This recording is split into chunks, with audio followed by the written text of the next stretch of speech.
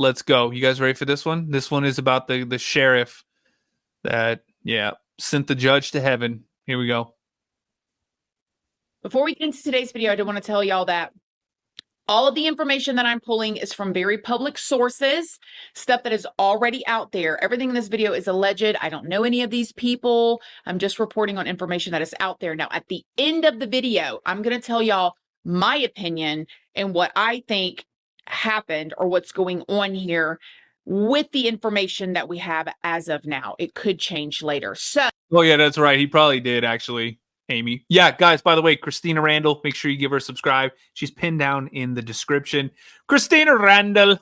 So let me just start with telling you about 43-year-old Sheriff Shawn Stines, and he's also known as he's 43. Mickey, and he lives in Whitesburg, which is in Letcher County, Kentucky. Now, Mickey, or Sheriff Stines, is married and he has a daughter. Now, Letcher County in Kentucky is known for its scenic overlooks. It's known for biking and hiking and all these beautiful trails and Kentucky's gorgeous, y'all. Rolling mountains and horseback riding. As of 2020, its population was just over 21,000, and the specific especially eastern Kentucky. Man, town that Sheriff Stines lives in Whitesburg, is reported to only have 1,700 residents. So it's definitely a very small town. It's a rural town, and it is definitely one of those places where everybody knows everybody. But when I was researching this case, I saw a lot of people online making videos and speaking about living in this town, and they all knew Mickey, or they had a story with Mickey, or oh, hell. Look, see, Gary, not private anymore. And 328. You guys are the best. The sheriff. So it's obviously a small town that's tight-knit where people know each other. And this town specifically is about 145 miles southeast of Lexington, Kentucky. Sheriff Stines was the Letcher County sheriff, and he had previously served as a bailiff in the district court before he was elected as sheriff in 2018. He was then again re-elected in 2022. According to the locals, many people supported him and still support him. His friends and his family love him very much, and they all said that he was an upstanding citizen. I mean, I have seen so many videos of people that, because he was the sheriff, right? That they struggled with addiction or they struggled with issues, and they say that Sheriff Stines saved their life. He did a lot for his community. This is why everyone was completely shocked. Well, what did he do to protect his daughter, allegedly, right? When the sheriff was arrested. Now, before we get there, though, let's talk about 54-year-old Judge Mullins. Now, Kevin Mullins was born on June 25th of 1970, and he's from Pikeville, and he graduated from the University of Kentucky and the University of Louisville School of Law. Kevin, you got to sound like you got marbles in your mouth. It's not Louisville. It's not Louisville. It's Louisville. Say it with me. Louisville. Had a wife and 2 daughters of his. There's going to be people going, no, it's not. It's Louisville. It's French. His own, and he went on to become a judge for the 47th Judicial District in Letcher County, Kentucky, back in 2009. He was appointed by the Kentucky governor, Steve Beshear. After being appointed, Judge Mullins won the election the following year and had been reelected every time ever since then. He mostly dealt with juvenile cases, misdemeanor traffic offenses, and civil cases. Now, before becoming a district judge, Judge Mullins served as an assistant Commonwealth attorney in Letcher County back in 2001. He was known for promoting substance treatment for people involved in the justice system, and he helped hundreds of residents enter inpatient treatment centers. He also helped develop a program that offers peer support services in the courthouse. This program was adopted in at least 50 other counties in Kentucky. He was clearly very beloved as well. Now, the sheriff and the judge were, by all accounts, and from everything I found, friends. The sheriff, before he was elected sheriff, when he was still the bailiff, he was a bailiff in Judge Mullins. They're friends. Who needs enemies? My word. Courtroom. So they worked together quite a bit. This is why It was absolutely shocking to everyone in this small area when this happened. On September 19th of this year, 2024, Sheriff Stines walked into Judge Mullins' chambers and he pulled out a firearm and He straight up eat him. Louisville, you said it right. I know, Michelle. I got you. But yes, Kentucky is beautiful. In fact, there's one of my drones is stuck up in a tree, like a 400-foot freaking 9,000-year-old tree somewhere east of Lexington. I don't know. I can't remember exactly where, but I was trying to get some real nice drone shots of the scenery out there. And that damn thing just hit the very, very tip of this tree and flipped over and just...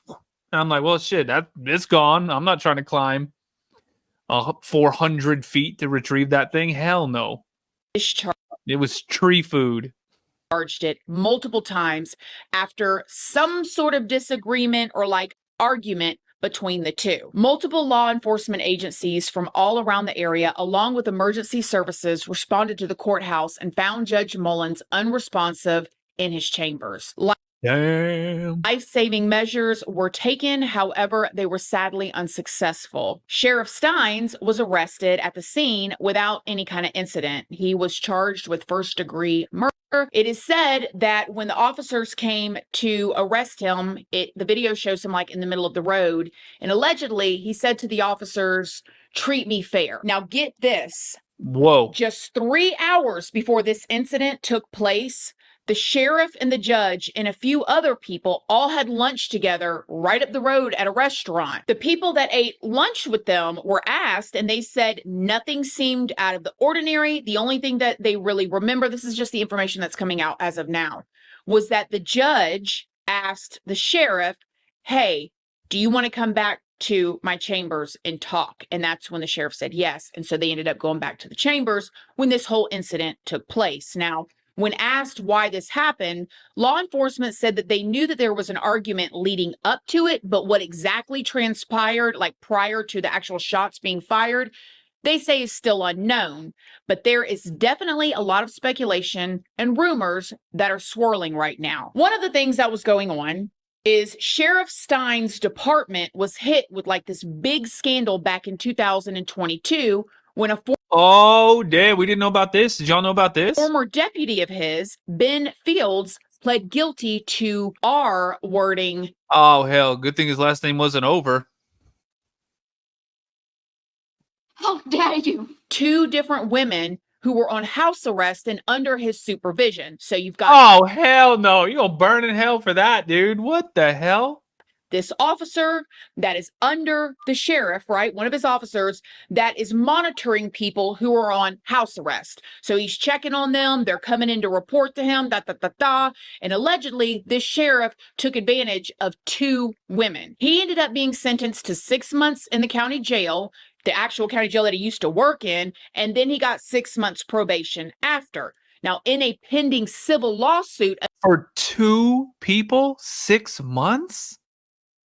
Against the deputy that was accused of all of these things. That's crazy. The home monitoring service and Sheriff Stines. So when the lawsuit was opened, it was not just pointed at the officer that ended up getting the 6 months, but basically at the whole department as well, including Sheriff Stines. One of the women said that Sheriff Stines did not sufficiently train and supervise Deputy Fields. And I've got an opinion on that later we'll talk about. But in this lawsuit, the woman claims that this Deputy Fields, again, the one that got sentenced to 6 months in the county jail and 6 years probation afterwards, forced her to be intimate with him inside Judge Mullins being the one that was shot, okay, inside his chambers in the courthouse for 6 months in exchange for staying out of jail. In these court documents filed by this woman's lawyer, she claims that she was let out of jail and she ended up being put on house arrest. Her house arrest supervisor was Deputy Fields. She says that when she first got out, Deputy Fields came to her house, and this is when she told him that she could not afford the fees associated with being on house arrest. So if you guys don't know, anytime you're under any kind of supervision by the county, the state, federal, whatever, if you're on probation, you got to pay a fee every month. If you're on house arrest, you got to pay a fee every month. If you're one of them people that have an interlock device, which is that thing that goes in your car that you got to breathe in to make sure you don't have alcohol in your system, you have to pay for this every month. So she gets out of jail. They put her on house arrest. The Deputy Fields comes to her to check on her and and she says, listen, I don't have the money to pay for this house arrest monitor. And the oh, hell no. He better not have pulled the, oh, I'm sure there's something we can work out here. Man, you crazy as hell for that one. officer tells her, hey, don't worry about that. I'm sure we can work something out. That Man, how dare you? you crazy as hell for that one. Type of thing. This is when the alleged interaction in Judge Mullins' chambers began, which In the damn chambers? You crazy as hell for that. she claims were not consensual. She said that she only participated because she was afraid that she was going to go back to jail. So she goes in to check in every month. She's like, hey, I don't have my money. And allegedly, Officer or Deputy Fields says, all right, let's go in the judge's chambers and you can work that payment off. And, man, you crazy as hell. And that went on for 6 months. And so now she's suing, right? The judge presiding over that case was not Judge Mullins, however. It's a judge. Yeah, because it happened in his chambers. Dear God. From a totally different county. But the deputy was bringing the woman to Judge Mullins' chamber. So it really makes you wonder why the deputy chose Judge Mullins' chamber specifically. Maybe it was completely random.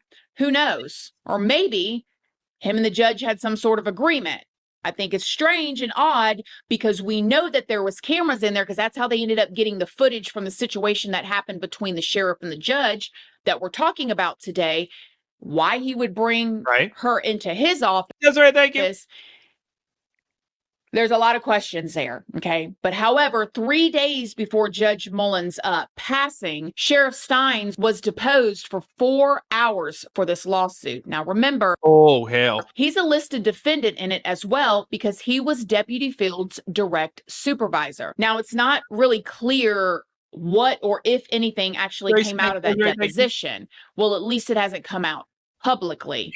Now, when the state police were asked whether or not they are investigating a potential link between this lawsuit and Judge Mullins' passing, a spokesperson for the agency said nothing is being ruled out as possible motive at this point. Now, just to throw this in here, my personal opinion on that, more information may come out of that, and I'll be very interested to see. But to know that he was being like deposed over this or questioned about it seems that does seem pretty crazy as hell. By the way, TikTok, hit the follow button if you're new here. Y'all make sure you follow the backup. That's the Mystery Project. That's my other channel. Make sure you give that one a follow because it's crazy times we're living in now. YouTube, hit the thumbs up button, hit the subscribe button, and TikTok. If you come over to YouTube, you can see the video, like actually watch the videos with us. It's called the Mystery Project on YouTube. That's the name of the channel. We're live there right now. Let's keep going. It's pretty routine, right? Like if you're going to sue somebody in this type of situation, you're not just going to go after the low level like officer, right? Especially with him being in jail because now he's lost his job, he's lost everything. You're going to go after the higher ups and try to hold them accountable so you can get the money. So to me, them going after him without any other information seems pretty standard. Like that's exactly what would happen. I don't really understand how they can accuse Sheriff Stines as not training his officers properly because I'm pretty sure he was trained not to sleep with the people that are on house arrest in exchange for their monthly fee. I mean, I'm pretty sure somewhere in the handbook there's something along that line. Not the handbook. But nevertheless, maybe they know more than we know. But to me, it just seems like a standard lawsuit. They're going to go after everybody that they can. and accuse him of not training the officer of that. Moving on. At Sheriff Stines' first appearance, because again, he was arrested immediately without any kind of like altercation with the officers, just basically saying what he said to them.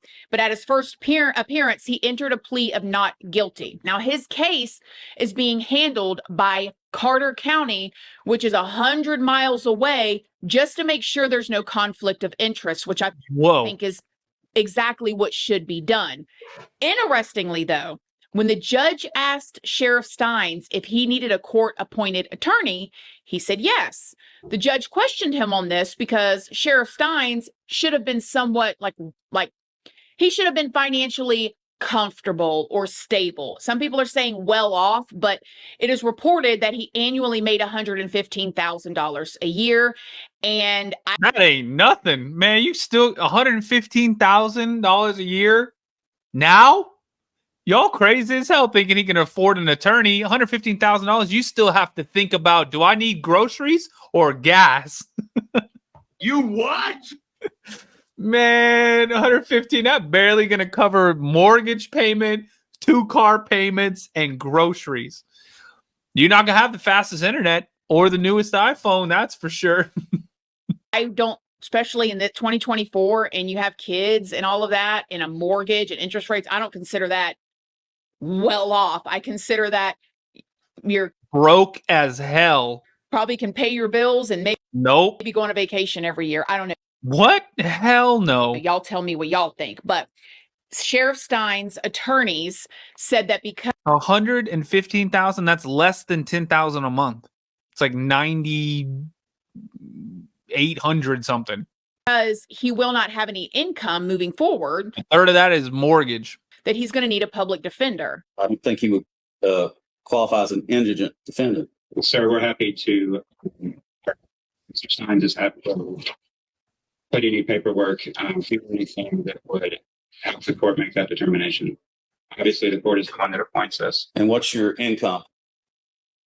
9,500. So, statute, I think it's 850,000. Do you have money savings, bank account?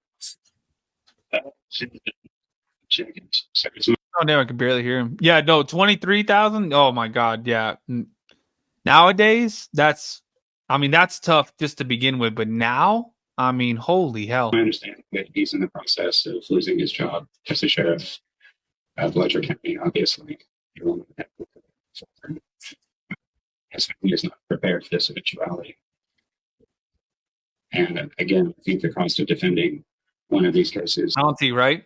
Can reach well into this several $100,000. Real Batman, yeah, 48. That's tough too nowadays. Now, again, there have been many rumors swirling around about why Sheriff Stines may have done this, but nothing has been officially confirmed. Now, they just had a preliminary hearing, which is where they brought some of the evidence forward of why they're charging him with murder. Now, in this preliminary hearing that they just had, they had the lead investigator come and testify. In this testimony from this lead investigator, this is where the video came out of what happened in the chambers. Damn, Christina, what are you doing with this video? Oh, she paused the part. Damn.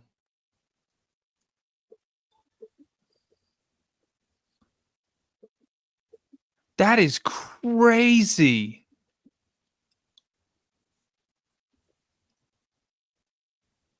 Three times? Now, allegedly.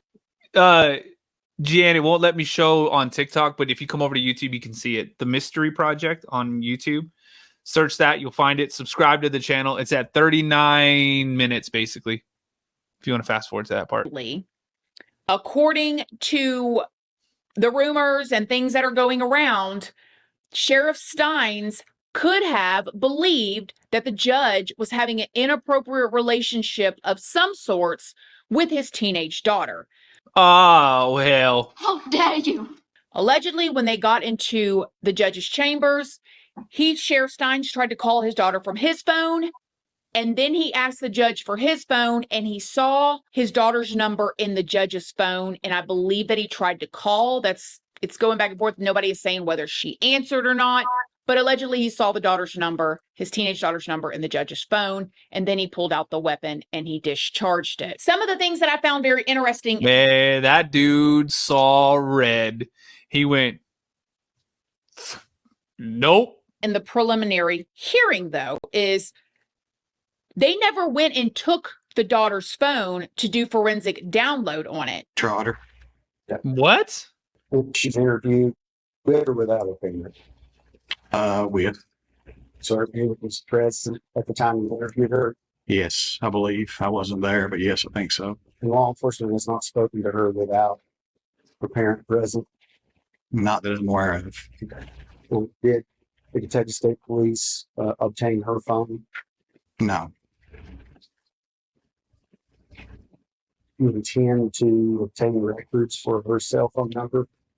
Possibly, yes. Now, I know a lot of people are saying he handled it the wrong way, if that is true. And yes, you're right. Whoa. Right. Legally, he handled it the wrong way if all of that is true. But man, I've been seeing a lot of stuff online from people in this county saying the corruption runs deep, and it would have the judge would have gotten away with it anyways. Now, again, I don't know if any of this is true, that's really the reason, but there's all these different perspectives of people that are locals. Now, in this preliminary hearing, the lead investigator was asked if they interviewed the teenage daughter, and they said yes, multiple times, but every time they interviewed her, Oh, hell. was with her other parent. They never talked to her alone, and basically it sounded like he was saying that she was denying that she was having any kind of relationship with the judge. The defense then asked the lead attorney if they took her phone, and they said, no, we didn't take her phone. We've got the judge's phone.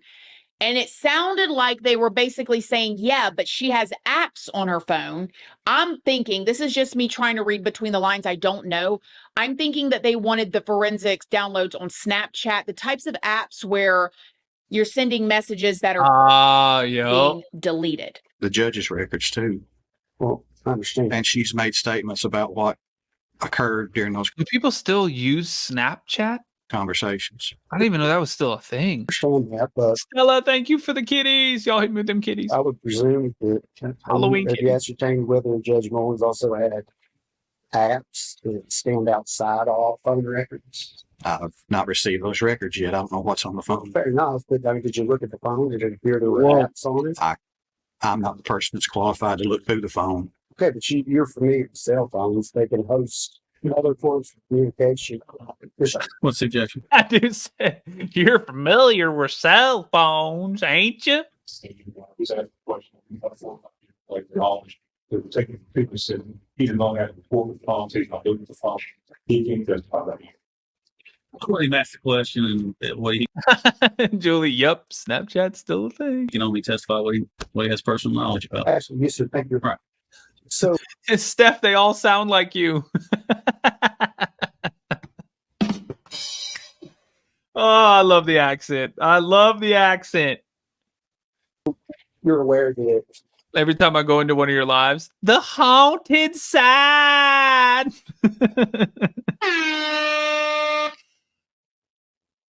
I love it. Let's keep going. phones can be used for apps such as Facebook. Yes. Okay. And that is not something that is captured. That by is crazy. cell phone records. It is crazy from this same town. You agree with me? I agree. If I talk to my family back home in Texas, then I'll start getting my Texan accent. So in light of that, I start having iced tea at 9 o'clock. although the records may be mutually the same between Judge Mullins' phone and the sheriff's daughter, do you believe that she could also ascertain other information from the cell phone app content? Are you asking what apps are on the phone? Yes. Well, that was the original question. I don't know about, I've not received that report yet. I don't know what apps he had downloaded on the phone. If he has social media apps, do you intend to? That could lead to additional search warrants, yes. If you would also please let me finish before we move forward, and I'll try to slow down a little bit as well. Okay. Damn, that dude's mad as hell. If you wouldn't mind letting me finish. Sure. Thank you, Trooper. It was also brought up in this hearing that there was another female, I don't know if it was a woman or a teenager, but there was another female whose phone was confiscated or they took the downloads off of along with the sheriff because the sheriff was talking to her. So it makes me wonder, is there somebody that contacted the sheriff and said, hey, the judge is doing this, and that's how he got word? I don't know. There was a GoFundMe that was made by the Stines family. Seemingly, somebody made this GoFundMe to help the mother and the daughter. In this, it says that the rumors about the daughter being SA'd are not true. But I thought the wording was very interesting because SA'd, does that mean she was willing because she was a teenager? And I believe in this. Well, even if you're a teenager, it can't be willing because you don't have the ability to give consent. So it would still be SA, even if it wasn't like, even if she, it wasn't technically against her will, it would still be SA. State, the legal age of consent is 16. However, I also believe that's only within 5 years. So 16 to 21, not 16 to 54. So be crazy as hell. Again, there are a lot of rumors, and it seems like a lot of this could have been cleared up had they just taken her phone. I found it very interesting that they did not take the daughter's phone to download all the information. I mean, we're talking about actual murder trial here. Why would they not take the teenage daughter's phone? That's very, very bizarre. Now, the conversations that the judge was having with her could have been very innocent. It could have been, family. I'm sure I have phone numbers of some of my friends' kids. Who knows? But maybe it was more.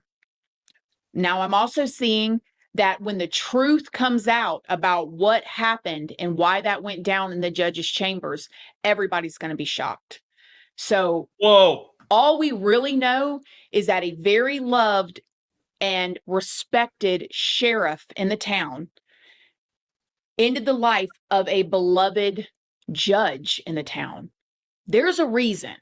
Something went on. There's something in the middle of that. And I'll be interested to find out what it was.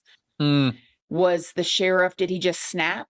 There are rumors that he had not been sleeping because of this investigation. There's rumors that, again, about his teenage daughter. I don't know. I guess we'll find out. Have y'all heard about this? Absolutely. Holy hell, that's crazy.